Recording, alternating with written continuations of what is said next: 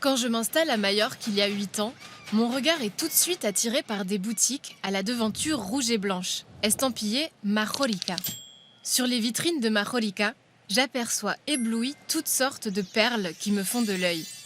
Étant originaire de la côte atlantique française, quelque chose m'étonne. Il y a des huîtres en Méditerranée? Je dois vérifier. Pour rappel, la perle se forme quand un corps étranger se glisse à l'intérieur d'une huître. Si l'huître n'arrive pas à l'expulser, alors elle l'entoure de carbonate de calcium qui, couche après couche, finit par produire la perle.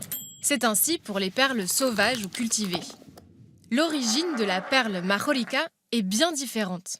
Et contrairement à une perle d'huître, elle ne ternit pas avec le temps et elle est plus robuste.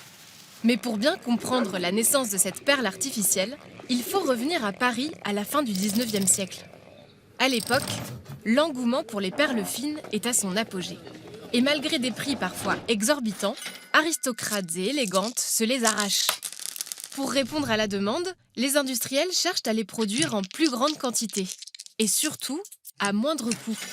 C'est là qu'un ingénieur allemand, Eduard Hugo Heusch, débarque dans la capitale française avec une seule idée en tête.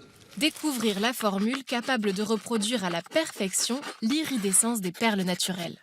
Pour cela, il travaille d'arrache-pied, jusqu'à ce jour de 1895, où il dépose le premier brevet de fabrication des perles artificielles. La Société des perles des Indes, Heusch & Co, est née. En 1902, Heusch transfère une partie de la production à Manacor, la deuxième plus grande ville de Majorque. Pourquoi un tel déménagement? Il compte sur le savoir-faire exceptionnel des souffleurs d'opaline majorquins et sur la main-d'œuvre bon marché des habiles ouvrières de l'île. Commence alors la production de ce que Heusch va appeler la perle Majorica. Regardez. Munies d'un chalumeau, les ouvrières font fondre l'extrémité d'une baguette d'opaline pour déposer des billes incandescentes sur un fil de cuivre. Les sphères sont ensuite placées sur de petites aiguilles et plongées à plusieurs reprises dans un bain nacré et mystérieux, créé à partir de poudre d'écailles de poisson et d'autres composants marins. Nous n'en saurons pas plus. Elles sont ensuite polies à la main avant de devenir des parures.